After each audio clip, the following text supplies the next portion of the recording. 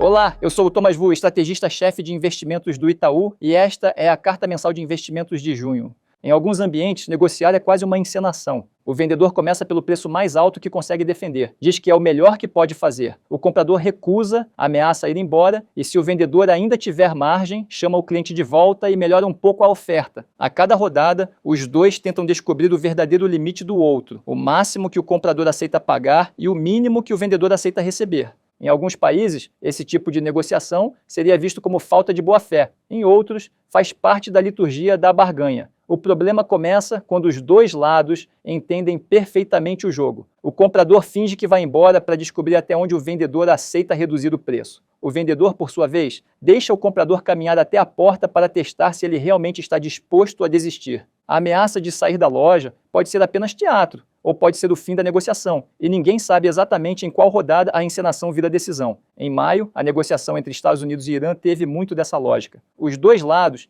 pareciam ter incentivos fortes para chegar a um acordo. Para os Estados Unidos, retomar os bombardeios teria custos fiscais, financeiros, econômicos e políticos relevantes. Aumentaria os gastos, pressionaria os mercados, elevaria o risco de uma desaceleração mais forte da economia e seria uma decisão pouco popular. Para o Irã, por outro lado, voltar a ser alvo de ataques também tinha custo elevado, sobretudo diante da grande assimetria de poderio militar entre os dois países. Mas querer um acordo não significa aceitar qualquer acordo. Cada lado queria fechar a negociação pelo melhor preço possível. O Irã buscava preservar parte relevante de seu programa nuclear e algum grau de influência sobre o Estreito de Hormuz. Para os Estados Unidos, esses pontos eram difíceis de aceitar. Por isso, em vários momentos, os americanos ameaçaram sair da loja, que nesse caso significava retomar os bombardeios. Em algumas dessas rodadas, o Irã cedia um pouco, em outras, testava até onde os Estados Unidos estavam dispostos a ir. Essa foi a razão pela qual acompanhar o noticiário ao longo de maio foi tão desconfortável. Em intervalos de apenas 1 ou 2 dias, a narrativa oscilava da iminência de uma retomada dos bombardeios americanos para a iminência de um acordo entre os países e logo depois de volta para a ameaça de novos bombardeios. Não era apenas ruído de manchete, era a própria lógica da negociação.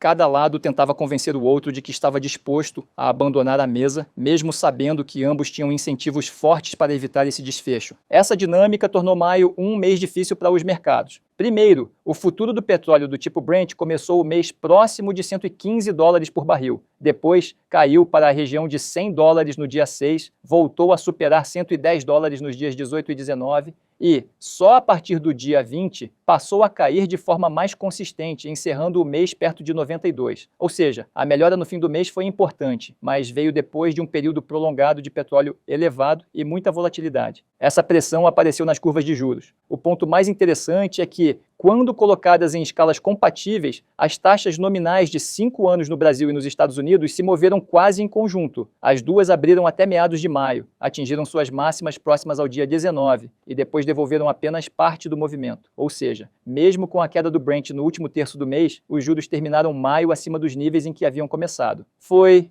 no agregado, um mês ruim para a renda fixa. Esse comportamento sugere que o fator dominante para os juros em maio foi um choque comum. A combinação entre petróleo mais alto, incerteza no Oriente Médio e seus efeitos sobre inflação global e bancos centrais. Se os ruídos domésticos brasileiros tivessem sido o principal fator de preço, esperaríamos algum descolamento mais visível entre a curva brasileira e a americana. Mas não foi isso que apareceu no gráfico. O Brasil tinha, sim, suas próprias dificuldades, notadamente inflação mais pressionada, atividade resiliente e menor espaço para cortes da Selic. Mas, naquele mês, a curva local pareceu acompanhar de perto o movimento global. A comparação com as bolsas torna esse ponto ainda mais interessante. Nos juros, Brasil e Estados Unidos se moveram quase em conjunto, como resposta a um choque global comum. Nas bolsas, aconteceu o oposto. O S&P 500 subiu quase em linha reta ao longo de maio, de cerca de 7.200 pontos para perto de 7.580. O Ibovespa fez o movimento contrário, recuando de aproximadamente 187.000 para 174.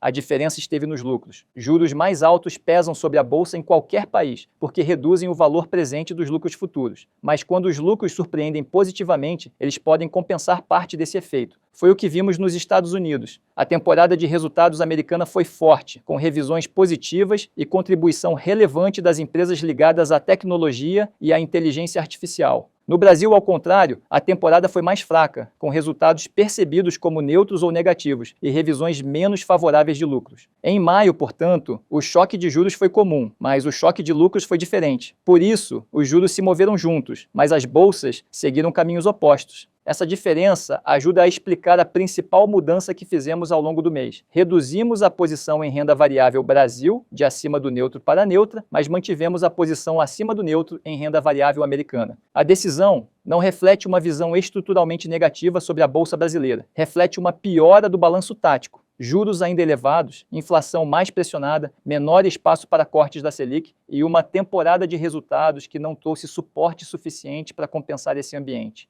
Nos Estados Unidos, por outro lado, os resultados corporativos seguiram robustos, especialmente nos setores ligados à tecnologia e à inteligência artificial, o que sustentou a manutenção da posição acima do neutro em ações americanas. Nas demais classes, mantivemos uma postura cautelosa. Seguimos abaixo do neutro em juros globais, neutros em crédito global e neutros em prefixados e juro real no Brasil. O ponto comum dessas posições é que mesmo com a melhora do petróleo no fim do mês, o ambiente ainda combina inflação pressionada, juros elevados e baixa margem de segurança para assumir risco de forma mais agressiva. Em resumo, a negociação geopolítica melhorou no fim de maio, mas deixou cicatrizes nos preços dos ativos. O petróleo caiu de forma relevante no último terço do mês, mas só depois de testar patamares muito elevados. Os juros devolveram parte do movimento, mas ainda fecharam acima dos níveis de abril. E as bolsas mostraram que, em um mundo de juros mais altos, a diferença entre ter ou não ter crescimento de lucros fica ainda mais importante. Em um mês em que todos ameaçaram sair da loja, preferimos não pagar o mesmo preço por fundamentos que se deterioraram e manter exposição onde os lucros ainda justificam o risco. Confira todos os detalhes das nossas posições na nossa carta mensal de investimentos. Obrigado